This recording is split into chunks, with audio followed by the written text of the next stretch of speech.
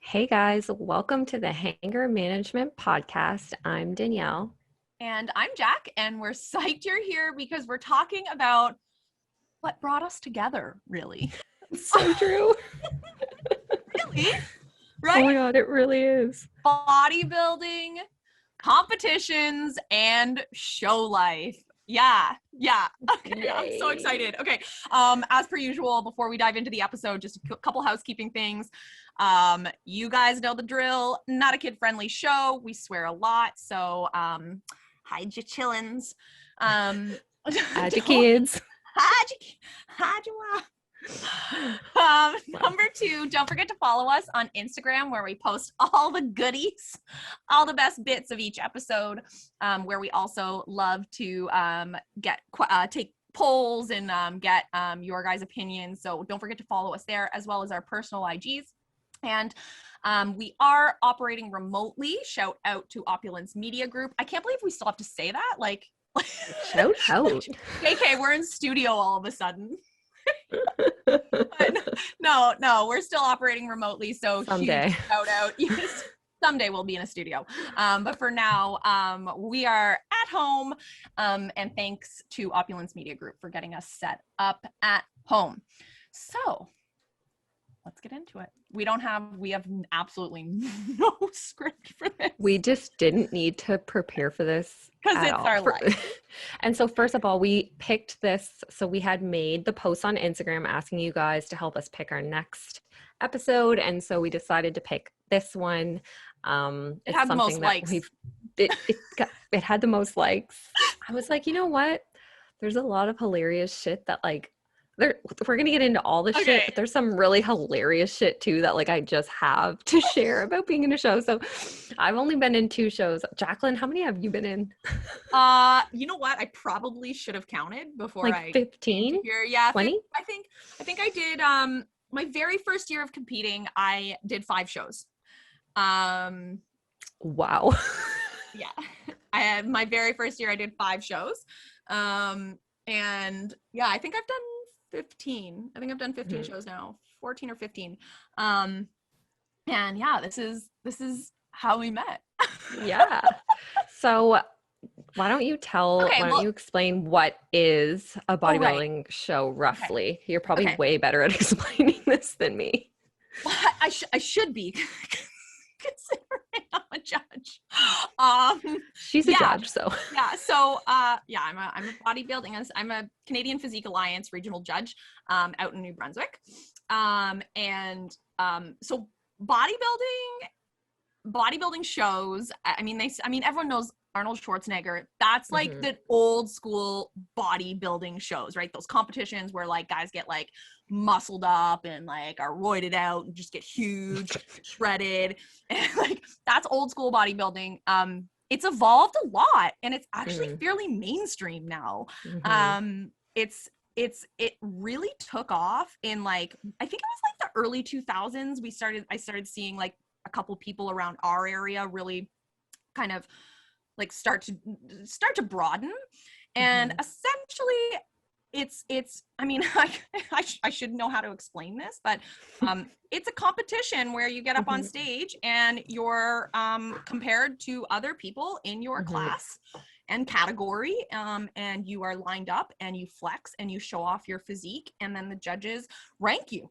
Yeah, they literally compare you according to criteria for that category and class. So and I mean, if you just think Arnold Schwarzenegger up on stage doing his that kind of thing, that's essentially what it is. But now there's way more classes, right?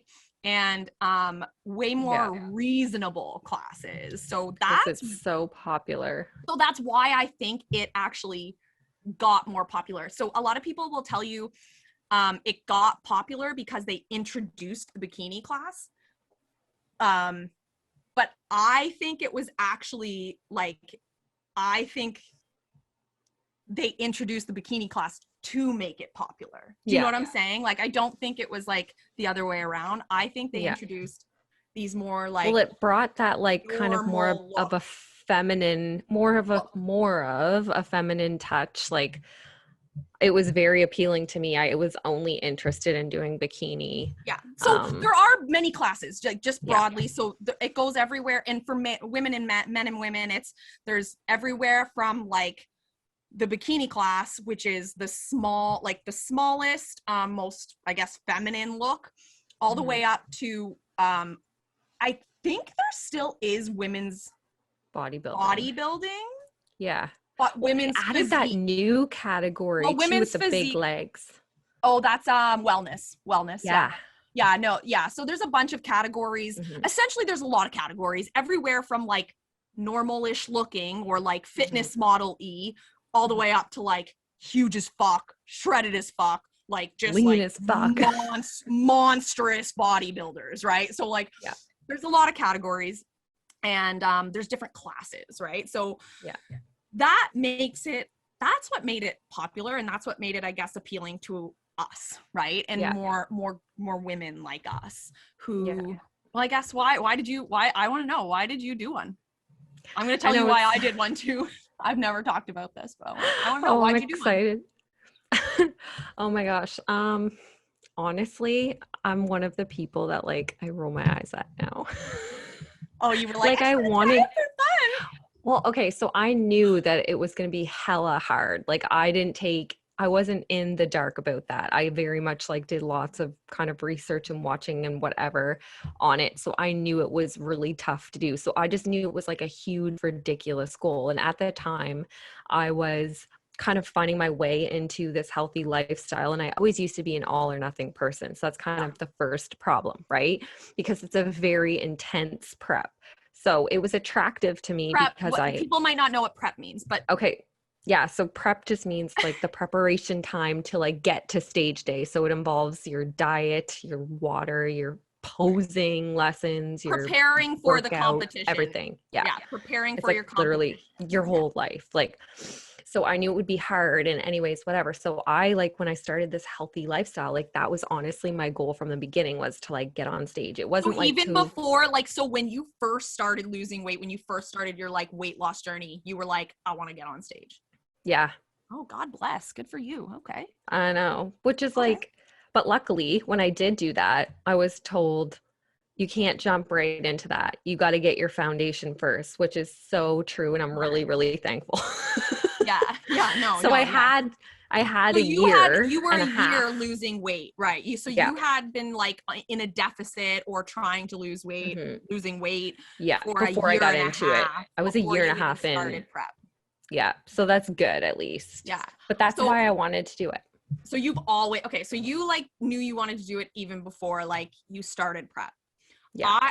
So for me, and I had, it's funny you say that. Oh my God, I can't believe I'm about to say this. I did it out of spite. What? Go on. Okay. I was in law school when I did my first competition up in Fredericton. And there was another girl in law school. God bless. Oh my God. I can't believe I'm saying this.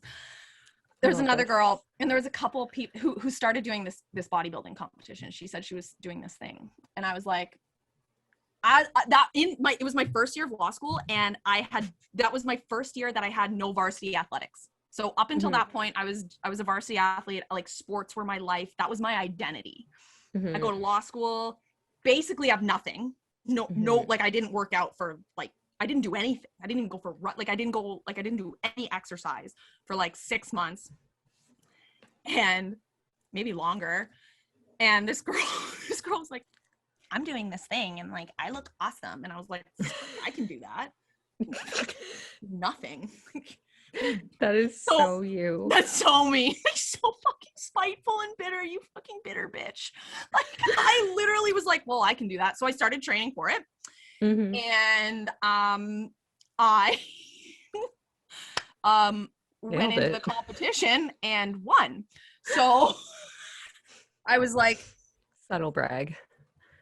Yeah, so subtle brag. No, so and we'll get into this. I do want to talk about this down like in a second because I think so I did it and I won. I was like, oh shit, I guess this is good. This is good for me. It's good. Like, I felt good about myself, and I seemed to like fit the mold that they were looking for, which just happened to be like athletic, because I was like a retired athlete. I just, once I did it and I like did well, I guess it took me a couple like competitions to like kind of like own it. Do you know what I mean? Yeah. Like on stage?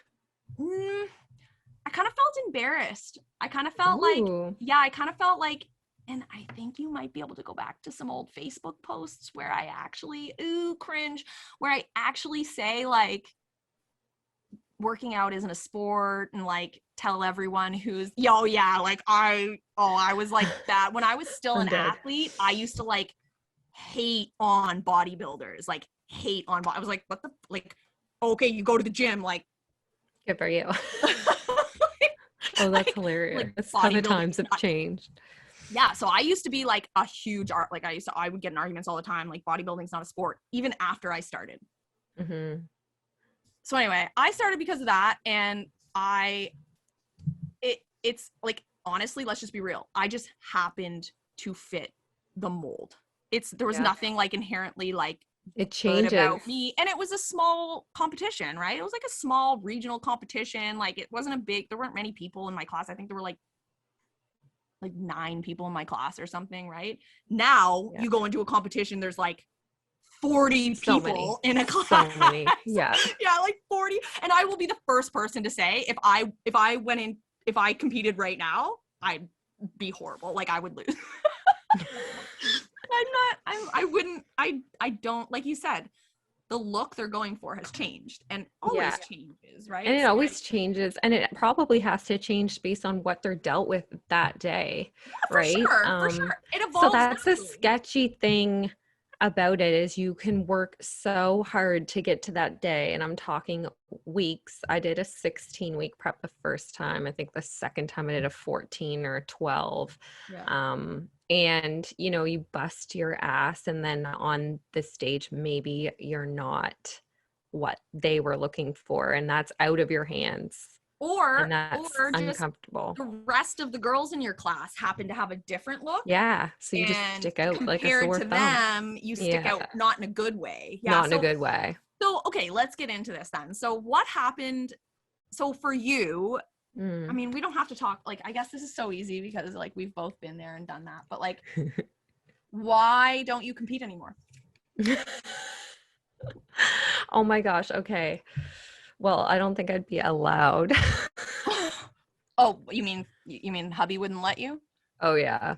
I like, and so prep. Okay. For the record, she's an independent woman. If she really wanted to, if I really wanted to, I could, but oh my God, it made me so miserable. Like you cried every day. So I watched her cry every day. Yeah. Like, a lot of people get really like bitchy because you're hangry, and like you're so restricted to literally anything that you can ever do. And like, you just don't get a day off. You have to practice posing. You could be throwing up with the flu, and you would have to practice, like, if you want to win anyways. But so I was miserable. Like, I cried about everything. Like, I remember I forgot walnuts one day. Remember the avocado incident? That was another day. Forgot my avocado, bald. Forgot my walnuts. Had to go to the gift shop, bought salted almonds, was scrubbing them under the tap, trying to get the salt off them because I was so afraid to eat an almond. With salt on it. With salt. What else did you do in a parking lot one time? With a chocolate bar, or was it a donut? You're such a bitch. This is where my binge eating disorders began. Yes, no, like, I used to go in. That's why we wanted to talk about this. Yeah. No, I love talking about this because I was hella fucked. So I used to go in and buy a chocolate bar, and I would get out to the parking lot, and I would literally eat this chocolate bar, but I would never like swallow it. Like, I would just. So she didn't eat it. Spit it out. She would take. So I didn't eat it. Chew it and spit it out. And I did that a lot, man. A lot. Because I was just like... My face when I heard this. Right?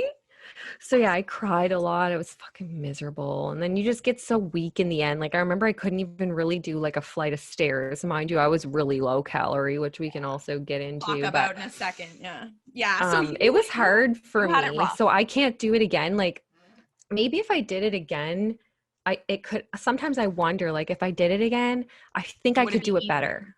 I Yeah. think yeah, I Because do. you've improved. Well, and we can talk about that for now. But you were essentially, like you said, you were really low cal because you had Yeah. come out of a weight loss, like, right? Like you Mhm. had just spent a year and a half, like I starting was your journey, losing weight, yes. which was already a deficit. And then you went Mhm. right into a prep, which Mhm. was an even deeper deficit. Mhm. And you essentially had to keep cutting and cutting and cutting to Yeah. to To make get lean. progress, right? Mhm. To get lean, to achieve the look that people the judges want on stage. And so Yep. for you, it's like I remember you, like I just remember like we and this is how we met, right? This is how we met, Yeah. like through posing. I remember like Terry reached out and was like, Mhm. oh my god, can we talk about this? Oh my god. Terry reached out and was like, I have a friend. He's like, I have a friend. She's doing her first competition. I just wondering if you could like do some posing with her. And I was like, fuck. Also, you were like a hella rock star. Like I was like, you know her? No, literally. I was like, you know her?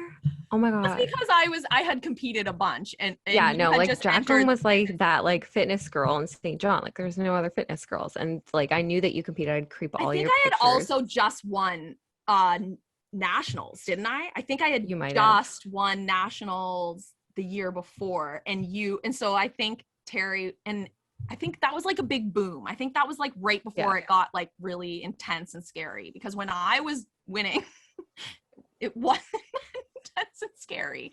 And let's go back. Okay, You so did a competition like pretty recent though, and you nailed it. it's like 3 years ago. Yeah, well, it was when I did one. It was 2017. That's 4 years ago. Oh, time flies. I haven't competed in 4 years. So, but for me, it was easier Yeah. because I didn't have to go so low calorie. Yeah. And because I played sports my whole life and I trained my whole life, I already had muscle. Mhm. I didn't have to go super low and I didn't have to train like you had to train. Mhm. And I think that's a big difference to me when someone asks if they should compete. Mhm. My first question is always like why Yeah. why do you want to compete? And then number two, like what are you doing right now? Because for me it wasn't that big of a shift, right? Yeah. Like from what I was doing in my sports training to that, all I really had to do was focus on nutrition a little bit. And Yeah. like we just And you're said, already lean anyway. Like that's the naturally, like difference I'm too, naturally right? lean. I'm exactly. I never had to lose weight. And I admit that's kind of like, that's a huge difference, right? So it's when someone asks if they should compete, I always like have to say like, number one, like not every person can achieve that look. In my opinion, every human has the capability, every human body has that capability. Most human body, unless, any healthy human body can achieve that look.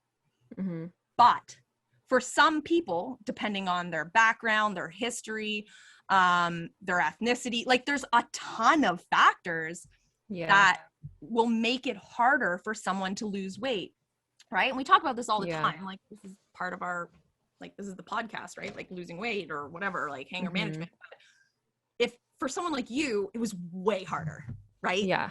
Way harder because you were eating what? Like, what did you say? How many calories? 1,200. Oh my God. I think in the end, I was on my first one, I was like 1,000 and I was doing cardio 6 times a week on top of the 1,000. Like I was dead. Like it was the worst. Like I remember being 37 weeks pregnant and it was awful. And I remember thinking that first show was harder than this. Are you serious? So that's telling you something. I remember you at 37 weeks pregnant and you were like bouncing on a fucking ball. Yeah, I couldn't do like, much. My vagina hurts. Like yeah, no, lightning crotch is a real thing. Ugh. Yeah, no, I just remember like looking up to where I park my car and it's like up a set of stairs. And I remember like looking and just being like, am I going to be able to literally walk up those stairs? Like that's how like depleted and weak I was. Like it was insane. Yeah. And You had it rough. I would never. it was bad. Like I wish I could do it over again, but then also like You don't want to I risk don't, it. just because I'm too scared, because I ended up with so many just like Bad habits, binge issues and just so I think one of the things too that really fucked me honestly is when I first started like talking about how I was going to do a show. I had so many people warn me, which is really great, but this is what they warned me: you're never going to look the way that you looked on show day, so just know that that's unrealistic. And that's a fair warning. But what they didn't tell me is I would never look the way I looked at even 4 weeks out. Right. So even when I was coming off of that diet, I was like, fuck, I can't even look like I looked 4 weeks before this competition. And that's what fucked me the most, is I thought it was just that one day, but it's really like the really close to, like, it's really lean. It's the start of your prep. Yeah. Like even 4 weeks in. You will never look that. Like even 8 weeks out. I remember like going through and looking like 8 weeks away and I'm like, why can't I even be that lean? Like, so that fucked with me for a long time. So the mental health impact of competing is very real. And I would argue, I have no hesitation in saying this, even as a judge, that I would argue most women walk away with some sort of body dysmorphia, some sort of little bit of body dysmorphia. Even myself. Oh yeah. I remember like really trying to like maintain that look, and it's just not possible to live a normal life. Like people who have, when you look at pros, right? Like IFBB pros, the IFBB league is the professional bodybuilding league. And when you look at pros who maintain a fairly lean physique year round, like that's their job.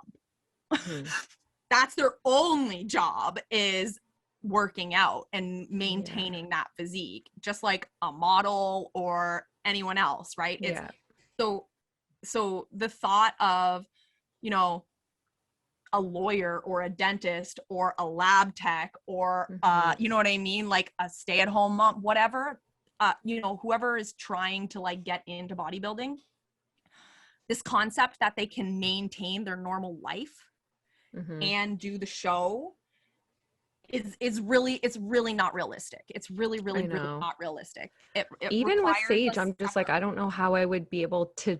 I like, yes, mentally I might be able to do it better, but I don't know if I would, because you literally have to put yourself and your competition first every single day, all day. Yeah.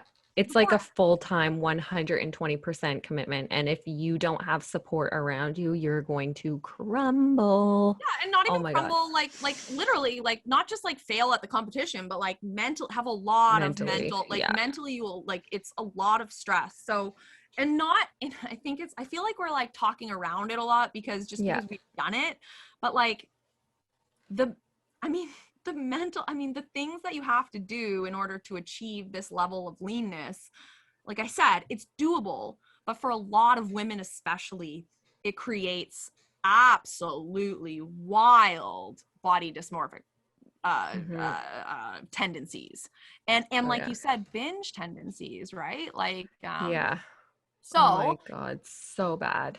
So and that's like celebrated in the competition world. Even myself, right? Like you get to competition day, you make all your treats. You bring like literally like so much stuff, and you just like shove your face, and that everyone's like, "Whoa!" Yeah, I used to bring 200 cupcakes to competition to make friends. I would be the one showing up backstage with 200 fucking cupcakes, and I'd be like, "At least you talk to people backstage. Not many like you out there." Oops.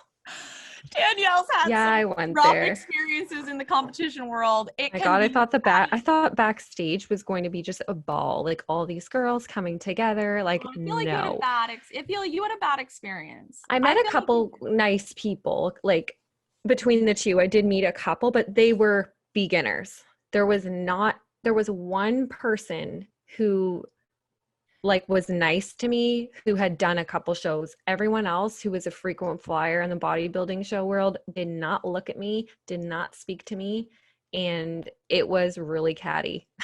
And I will say, like, people are very focused during competitions, but I have never been that way. I have always gone into a competition. I try to keep, and maybe that's why I never went pro.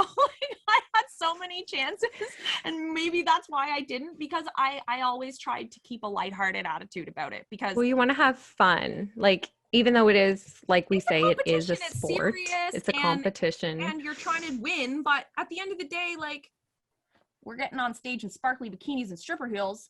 Maybe let's have some fun with it here, fam. Oh my God. Let's talk a little bit about like what you have to do, like, to build up to this stage, please. I have so many good, like, little stories. Oh my God. So first of all, aside from the nutrition and training thing, like actually getting ready for stage day. Like, also that you have to have deep pockets to do this. Like, a bikini is like, oh my God, I remember I was telling $500 minimum. A stage minimum. bikini. Yeah, stage bikini. Yeah, it's like $500 at least. I think mine, I only had two, three. I borrowed one for my very first competition. Mm-hmm. Oh, I had a silver one once that I never wore. But I think in total, I think I had three that I purchased, and each one was 600 or more. Oh yeah. And the heels were cheap. I feel like I got my heels honestly off Amazon for like $25. So that was I bought mine off a stripper website, and they were the cheapest. Straight up. I think it was if you just like literally Google stripper heels. I'm doing it right now. I'm gonna tell you. Yeah, exotic dancer shoes. There it is. That. Exotic sexyshoes.com if anyone wants it. Sexyshoes.com. There you have it. That's where I get it. That's where I got mine. I still have mine, and I'm never getting rid of them. Like, I have my suits. Yeah, hers needed to go in the garbage. I think she got rid of them. So the tan. So then you have to get the tan. Yeah, and you need the sparkly bikini. Not a regular spray tan. The spray tan. Yeah, this is a expensive tan.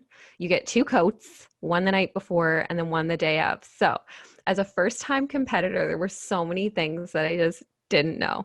Okay, so number one, the spray tan, like Danielle said, is specific to bodybuilding. So if you say, like, if you went into a spray tan like salon or whatever and said, hey, I want a spray tan, it would not be this. This is a specific. This is like a Dorito that washes off with water.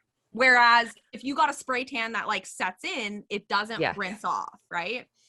Or it will at least sink into your skin, and like you cannot touch water to this tan. So I didn't know how sensitive this was. Okay, so I'm like this little like dainty thing, you know, like surviving off 1,000 calories a day maybe, and I go for my spray tan. And I get my spray tan, and it's like literally this conveyor belt of people. Okay, this business is rocking. So like nobody really took the time to tell me anything. Honestly, they probably thought I knew. So they send me on my way. I got my first coat. Did they maybe send you an email before and you just didn't read it? No, they didn't. Oh, okay. I don't know though. Maybe they did. Either way, so it's in a hotel. So I go stay the night in the hotel, and I decide to not wear any clothes to bed because I don't want like creases to get on my spray tan. Wow. I didn't realize that I slept like with one hand across my chest, laying on my shoulder, one hand on my quad, okay, naked and sweating in this hotel. I wake up. I have handprints across my body, literally. And I remember Terry looking at me and being like, yeah, no, they can totally fix that. And I'm like, he's like, I'm about to have another mental breakdown. So he's like talking me out of it. And I'm like, okay, yeah, it's cool. Cause I still have another coat. So I go for my other coat, and I just remember getting there. I'm like, yeah, like I have a handprint. And I remember the girl looking at me and just being like, I don't know if I can fix this.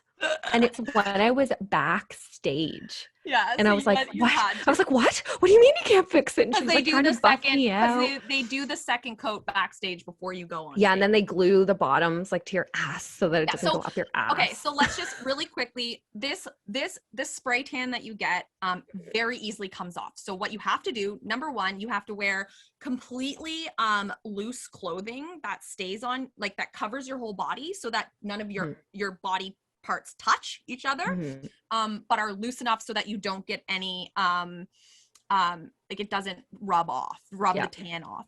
Number 2, you have to pee in a cup so that none of it dribbles down your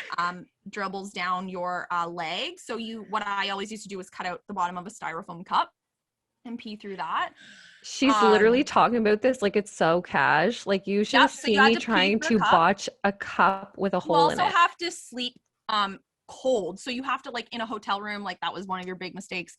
Yeah. Hotel room has to be freezing, like 60 degrees. I put mine at like 60, 62 before the night of a competition, and I sleep fucking starfish so that there's no sweat, like nothing touches.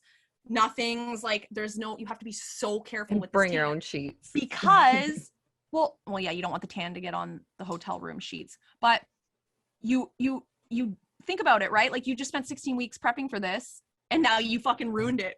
You ruined your like whole competition. No, I was having a meltdown, right? Yeah. So that's why it's so, I actually did a really good job buffing it out, but maybe that's why I got 4th place. Anyways. Yeah, you could have. And also I did use the cup with the hole in it to pee, but I was holding it too far away from my vision, and a splash got back up and gave me a circle. That's devastating. I have to say, I was like meticulous with my tans every time because I never wanted to have it ruined.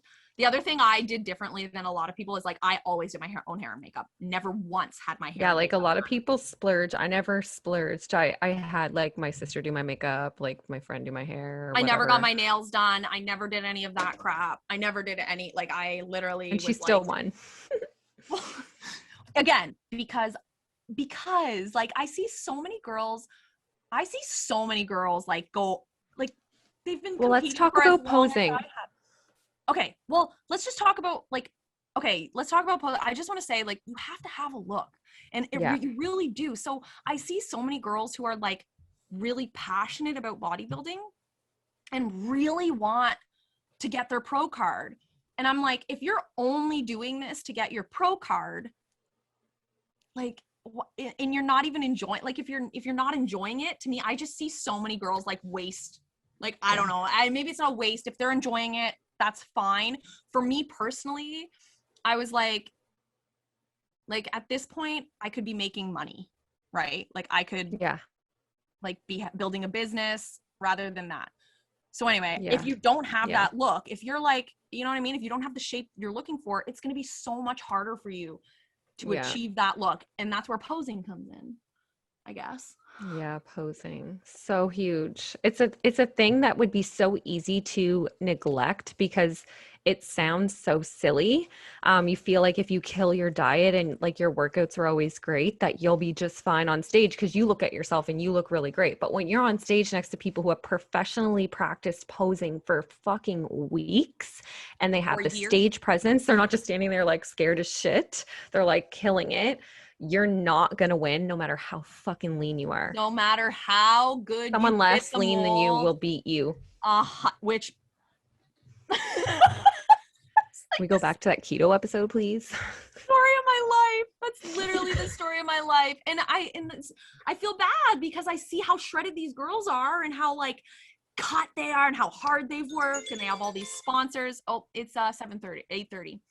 Birth control time? Yeah, it is my birth control time. Legit. So early. I take mine at 10:30. Anyway. I'm asleep usually at 10:30. But yeah, like you put all this work into like getting the look, and then like you show up and you don't know how to show it off. Yeah. You're screwed. And it's so true. And I can attest to that because like I practiced posing, like, so that's how me and Jacqueline met. Like she did some posing with me. But I didn't practice it as much as I should have. I mean, I wasn't awful, but looking back, I could have put way more into posing, and I think I would have done much better in both competitions. Yeah, because you were naturally, I think you kind of did what I did. I think I would do really good if I did it today. You should go back and do it. I can't. I'm gonna wait. I'm gonna wait until I enter the master's age group and then go back. There you go. Take it home. It's only like 2 more years, so. Posing is Yeah, posing's another part of it. Anyway, I feel Make or like this break has it. gone on for like There's too much to talk there's about. too much to talk about, but I just need to end with this, okay? Because bodybuilding is how, I mean, I have a love for bodybuilding because it's how I really established myself in the industry. I got ahead in the industry through competing.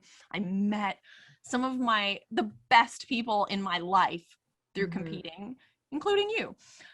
So I have a huge love for bodybuilding, and I have a love for, you know, the community, not only the community, but like the sport, like the drive that people have and the motivation it gives to people.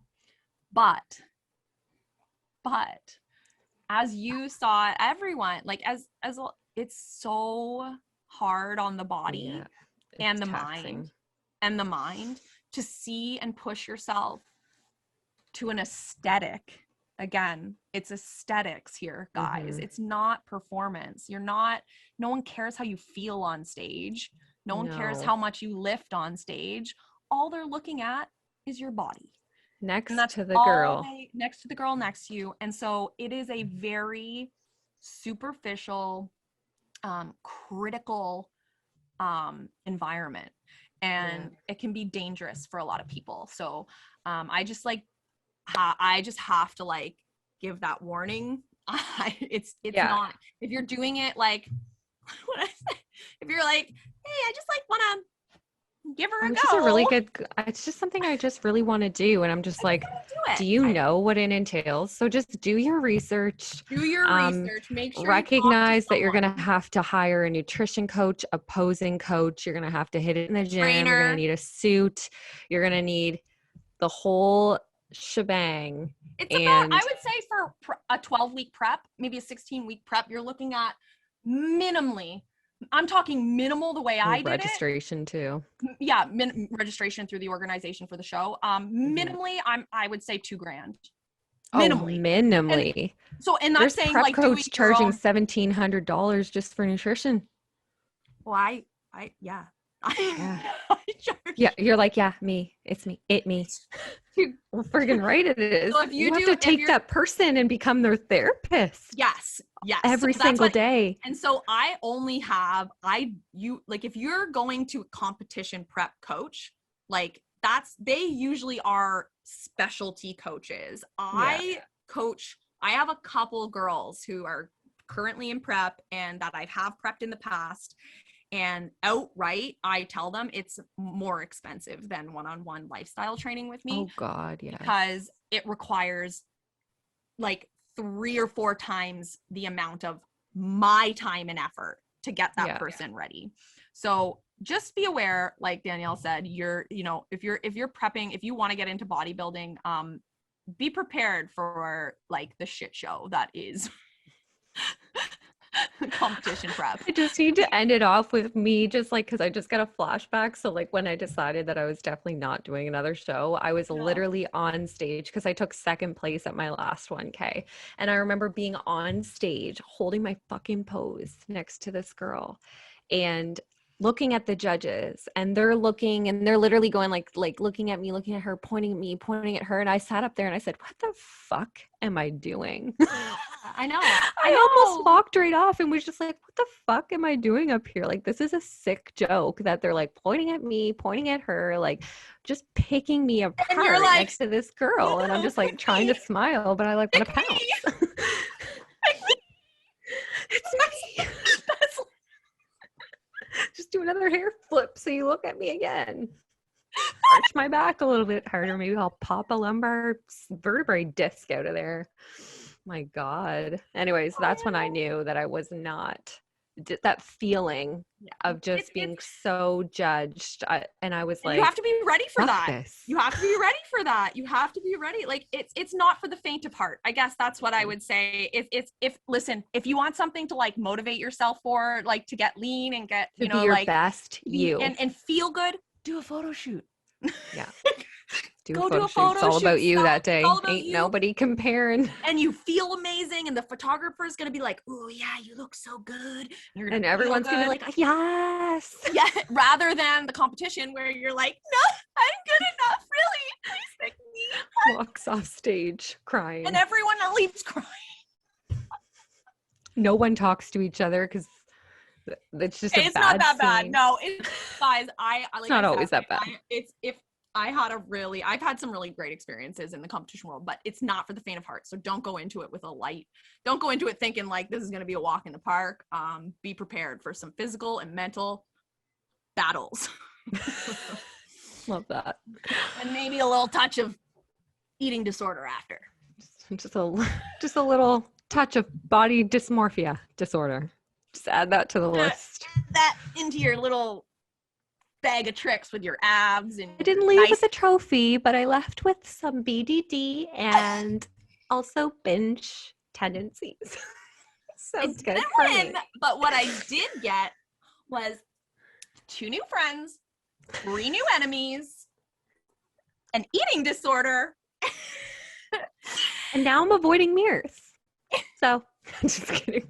We're not kidding. We're not though.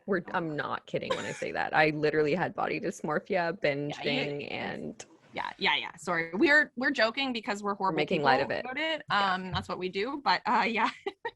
Please message me. I can talk to you about it. Did you say please message me? When I get people who message me and ask about it, I give them the whole shebang. Oh, okay. I thought you just invited everyone to message you and talk about it. That would be really tough, but if they did, I would answer. I would. You would. It would just take me 3 to 5 business days. Okay. That's it for this episode, guys. That was good. It was a lot of information. Honestly, we were all over. We didn't even touch on like everything, to be honest, but like it is what it is. So. It's just too big of a topic. Yeah. But thanks so much for joining, guys. Huge shout out to Opulence Media Group for getting us set up again. And what are we talking about next week?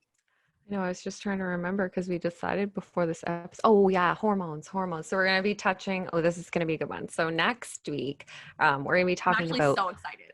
Yeah, we're going to be talking about hormones, hormonal resets over the age of 50, what happens there, hormone hacks, weight loss. Yeah, hormone hacks. So tune in. They're bullshit. Oh, we always give a little teaser, don't we? Hormonal hacks. Oh yeah. So that's next week. Yeah, next week, hormones and all things hormones. Can't wait to talk about that. Thanks so much for tuning in, guys. We'll see you next week.